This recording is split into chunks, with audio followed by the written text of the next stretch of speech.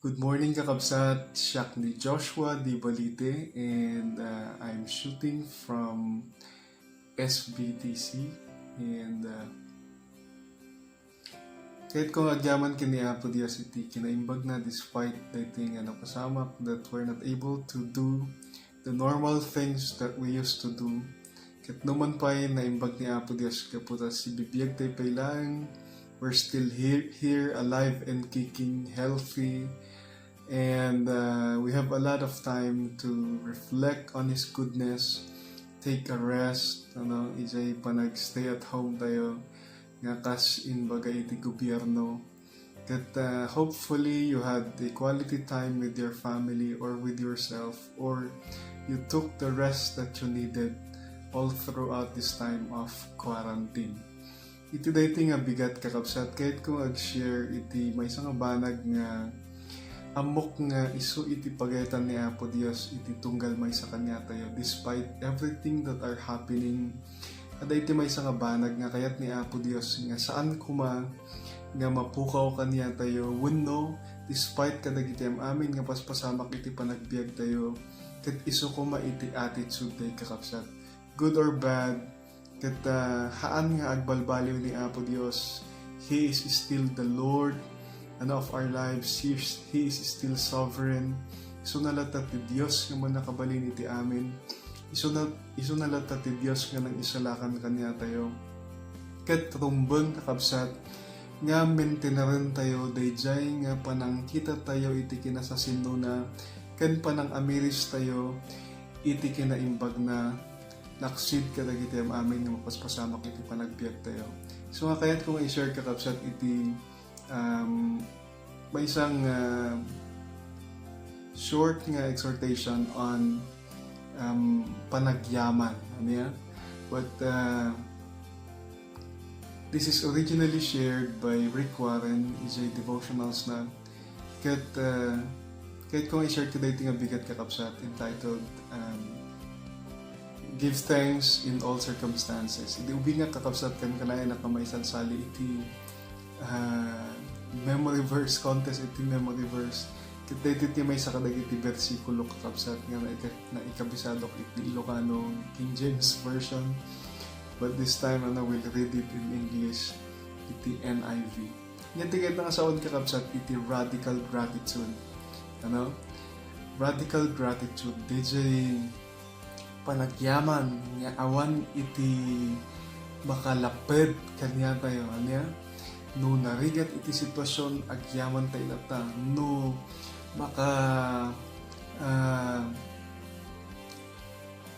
pasangit iti sitwasyon agyaman tayo lata anyaman iti sitwasyon agyaman tayo lata iti radical gratitude whatever things that we are going through, no matter what the things that we are going through. So iti English ko anyaman iti banbanag nga panglablabasan dahil iti panagbiag ket kasapulan nga masursuro tayo ti agyaman kini Apo Dios. And that is radical gratitude.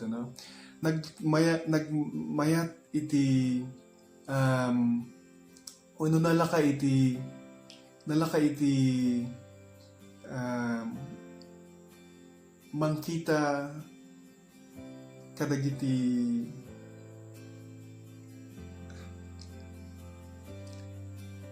it is very nalaka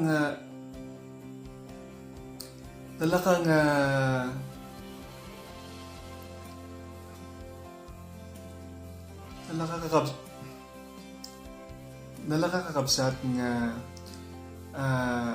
to have a negative attitude and just express iti panaka dismaya tayo wano panaka buribor dagiti panpanon tayo na maminsan o may dagiti naririgat nga sitwasyon no man pa'y itikayat ni Apo Dios kakabsat ket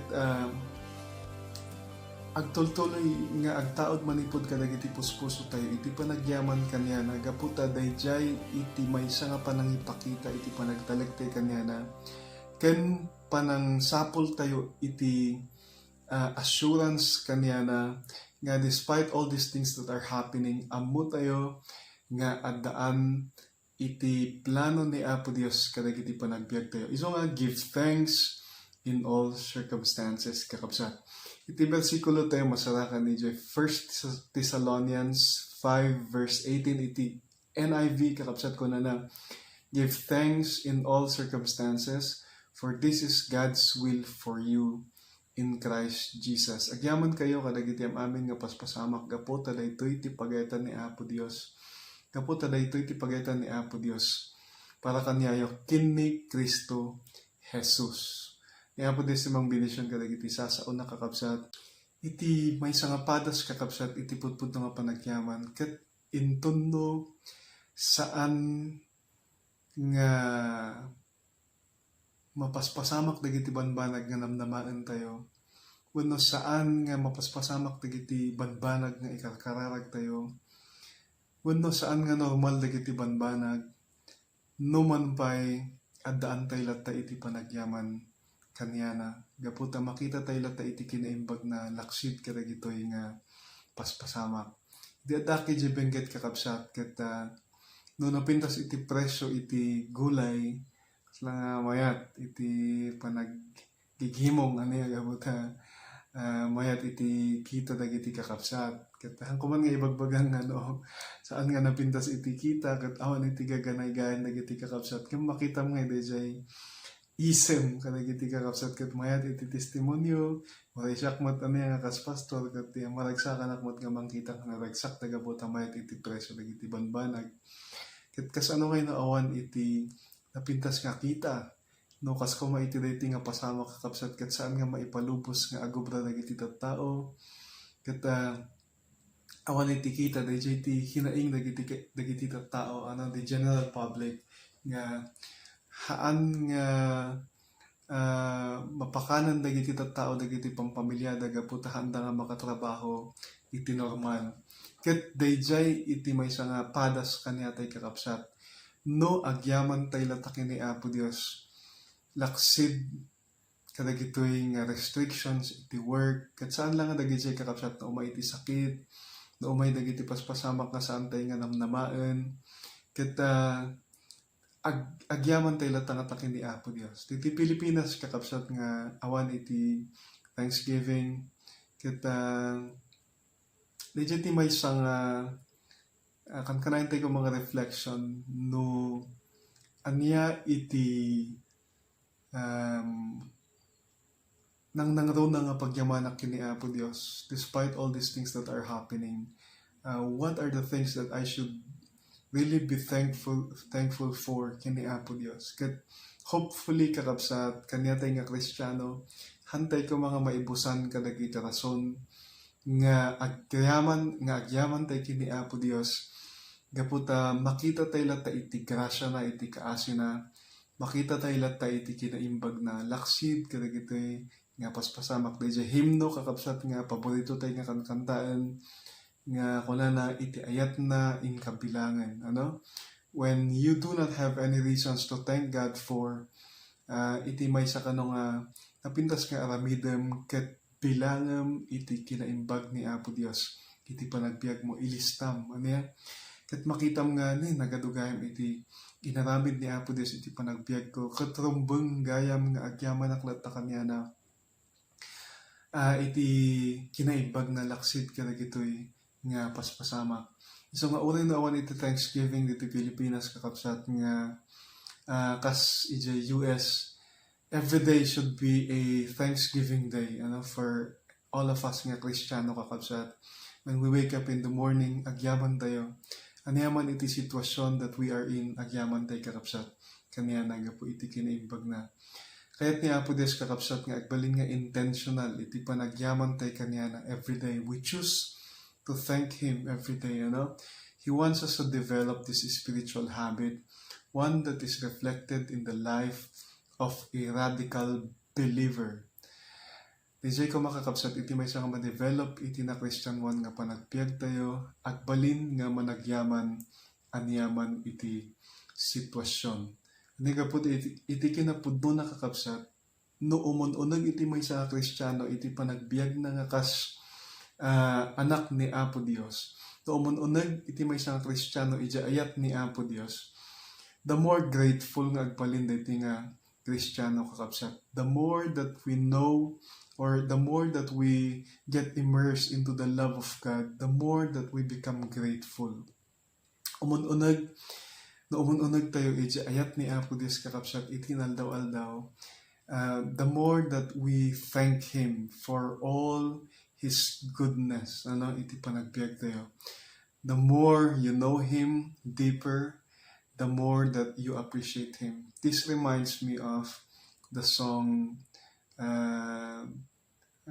title na, the more I seek you, the more I know you, the more I know you, the more I love you. Wala na iti lyrics kakabsat. Yeah? So, ano tigay nga sa unyag, balin nga radically grateful. Kasi baga na yung text ay kakabsat iti 1 Thessalonians 5:18 nga, give thanks in all circumstances, for this is God's will for you in Christ Jesus. That is radical gratitude. In all circumstances, give thanks. Kunana, because it's God's will for you. Gaputa daytoy iti pagayatan ni Apo Dios. Kanyam nga agyaman ka. Ano yan? Iti pagayatan ni Apo Dios kanyam nga agyaman ka. You can thank God in every circumstances, knowing that He is in control. Hindi mabaling ka agyaman ka dagiti amin nga paspasamak. Gaputa amom nga iso na iti akin control kadagiti madbanag. Does it mean that I should thank God for the problems na umay dagiti saksakit iti panagbiag ko? DJ kadagi kakabsat, dagiti dato mga Kristiyano no maminsan kas lang agtestimonyo da nga agyaman na kini Apo Dios kaputa naggurigurak kuno kaputa kastoy nagsakit di si anak ko wano in my dating padas iti panagbiag ko. Not necessarily nga pagyamanan tayo ni Apo Dios gapo kadagiti saksakit wano all the misfortunes in our lives. No diket agyaman tayo gaputa no matter what happens kakabsat, you can always rely on Him. Aniaman iti pasamak, umay man iti sakit, umay man iti rigat, umay man iti bisin, ket mabalin tayo nga agrelay wano kanayon tayo nga mabalin nga umasideg kaniana to rely on Him. You can always trust His promises. Mabalin tayo nga kanayon nga agtalag kadagiti karkari na kakabsat. You can always ask Him for help. Mabalin tayong kumamang kanya na dumawat iti tulong kanya na aniyaman iti pasamak iti panagbiag tayo. Because He'll never leave you nor forsake you. He'll always be there for you no matter what. Iti ka rin ni Apo Dios kakabsat, han na kanto nga panawan, saan na kanto nga baybayan, katkan kanayon to nga makikaadda iso na kanyam aniyaman iti sitwasyon. Kat nagpintas DJ kakabsat ka maamuan that saan na tayo nga panawan ni Apo Dios, saan na tayo nga baybayan ni Apo Dios. Umay man nagiti circumstances nga wano paspasamak nga mabalin nga kuna tayo nga binabayaan naksamatan ni Apo Dios. Ngam laglagipon tayo nga agtalag kumamang kanya na kat masursuro tayo latang agyaman kanya na gaputa saan iso nang agbalbaliw laksid kadagiti amin nga paspasamak nga mapaspasamak iti panagbiag tayo. He can bring the good out of evil. He can turn around the stupid mistakes that we've made. I was explaining to a mother kakabsat the other day nga haan nga amin nga paspasamak iti panagbiag tayo ket gapo iti kabuso. Ano yan mo minsan, it's because of our own wrongdoings. Gapo iti poor choices tayo iti panagbiag. So nga magganganap tayo dagiti nga consequences iti panagbiag iti panagbiag tayo. No pinili tayo nga agin inom, no pinili tayo nga agbisyo, it will take a toll on our health kakabsat. Agbalin nga haan nga nasayat in the long run iti health tayo. Kat haan nga basol siya sinuman gaputa taday tinang pili kakabsat nga agbisyo. Anya kat consequence dito iti poor choice tayo iti panagbiag kaputa pinili tayo nga to have this lifestyle anya nga gininom mo na og sigarilyo mo na og the drugs. Anya kat numan pay mabalin nga ipaay ni Apo Dios iti nasayaat nga banag out of this poor choices tayo iti panagbiag kakapsat. Mabaling nga usarin ni Apo Dios dagitoy nga testimonyo tayo to challenge others wenno pagpanpanunutan anya tapno makita tayo nga kasapulan tayo ni Apo Dios iti panagbiag tayo. So nga no matter what happens kakapsat, God isn't going to stop being good to us and being loving kanya tayo. Laksid ka dagitoy nga paspasamak. There are 100 things to be thankful for in any circumstance, even when the circumstance stinks. When uray no saan nga napintas iti buya, dagiti paspasamak kakapsat, adulat ta iti rumbeng nga pagyamanan tayo kini Apo Dios. Dayjay ti challenge kanya tayo kakapsat. Dayjay panang sursuro tayong agbalin nga managyaman kini Apo Dios. Uray no kagiti sitwasyon ket saan nga umaayon sa buhay natin, hindi umaayon sa sitwasyon natin, even when things don't go our way or situation is bad, the challenge for us is to be thankful. We need to be comforted by the fact that God is sovereign. He is all powerful. He is in control of everything.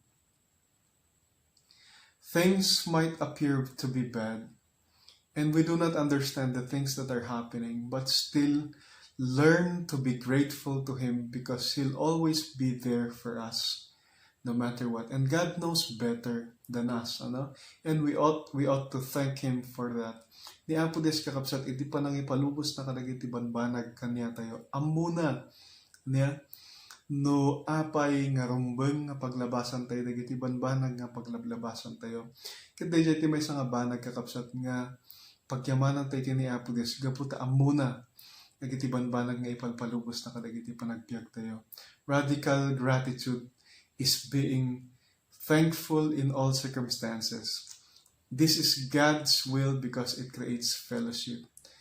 Kakapsat. Dito'y pagayatan ni Apo Dios, gaputa ipaay na iti fellowship kanya tayo kakapsat. Anya tigit na sa unday tayo. Gratitude always builds deeper relationship between you and other people and between you and God. Nung managyaman iti attitude tayo kakapsat, kata it creates a fellowship, kadagiti datuma. It creates a fellowship between us and God. When someone in our family is sick, we do not have any money, we still need to learn to show gratitude kini Apo Dios.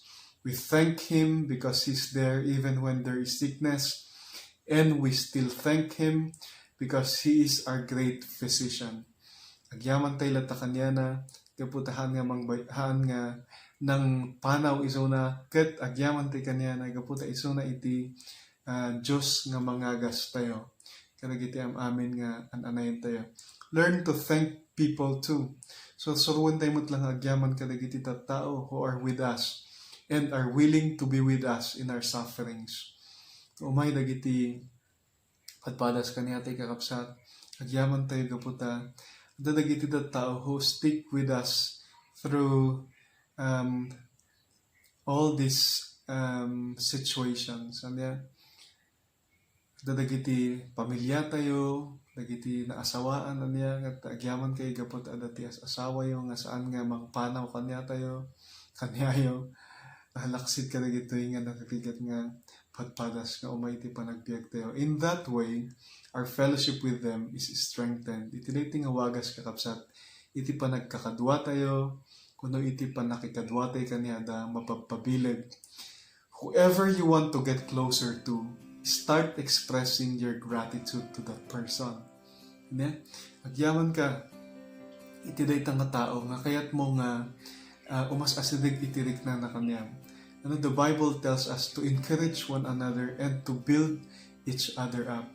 And through being grateful, kakabsat, kita mas mapapabilig iti panag kakadwa tayo. Nga pamilya, wano ang anak ni Apo Dios.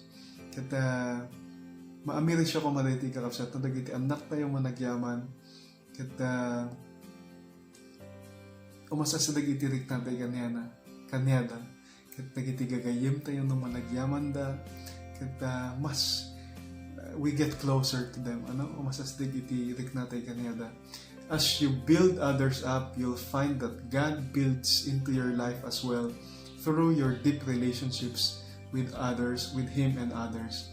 So give thanks in all circumstances because this is God's will for you in Christ Jesus. Be grateful no matter what.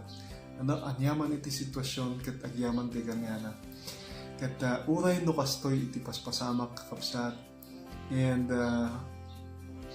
uray no narigat, uray no naawanan tayo iti source of income, naawanan tayo iti recreation, we're only allowed to stay at home. Ket uray no in my dating pandemic kakabsat, ket adulat ako maiti rumbeng itadan tayo iti panagyaman kini Apo Dios. Kaputa, ni Apo Dios saan nga nagbalbaliw, iso nalat iti Dios nga naigbag. Ket iso nalat iti Dios nga manakabaling iti amin. Ket hopefully you got closer with each member of your family during this time of quarantine. Kaputa, ahon iti sa baling mabalin nga katungtong tayo no saan nga nagiti kabalay tayo. Ket hopefully you had a quality time with everyone at home and you had a quality time with God, thinking, reflecting on His goodness. Iti saan nga hana nga panangbaybayan kanya tayo. Ket mas simay saya at iti panakasursuro tayo iti panagyaman kini Apo Dios. Naksid iti nga sitwasyon. Good morning katabsat ket kararag tayo. Glorified Father, we thank you for all your goodness and your love despite iti current situation iti tunggal may sa kanya niyo Apo. Agyaman kami kapot iti presensya mo saan nga ulos nga pinmanaw ket Lord, agyaman kami kapot na imbag ka naksit iti ang amin nga mapaspasamak. Thank you Lord ket kadagiti panagtiagning masursuro mi ko maiti umununag pa iti panagyaman na kanya mo God. Makita mi iti pagyata mi iti panagtiagning ket makita mi nga rumbon nga masursuro mi iti panagyaman kanya mo. Thank you and we trust in you no matter what. Be glorified into our lives, O God. We thank you Lord for your presence. In Jesus' name, Amen. Amen. Manidani Apo Dios kakabsat. No, adaan kayo man iti prayer request when no at the ticket yung i-share in reaction to this sharing. Mabaling kayo nga comment iti dating post kakabsat. So nga Happy Mother's Day iti tunggal mother kakabsat. All around the world, people who are watching, all my friends and family and kakadway di church kakabsat nga na Happy Mother's Day to all of you. At Agape Christian Center is a main church kakabsat in San Andres. We're supposed to celebrate Mother's Day today. So nga, despite this restriction to gather together, Happy Mother's Day to everyone. And hopefully, God will continue to build you up as mothers. May you become better mothers to your children. And may God bless you. And good morning once again. And God bless everyone.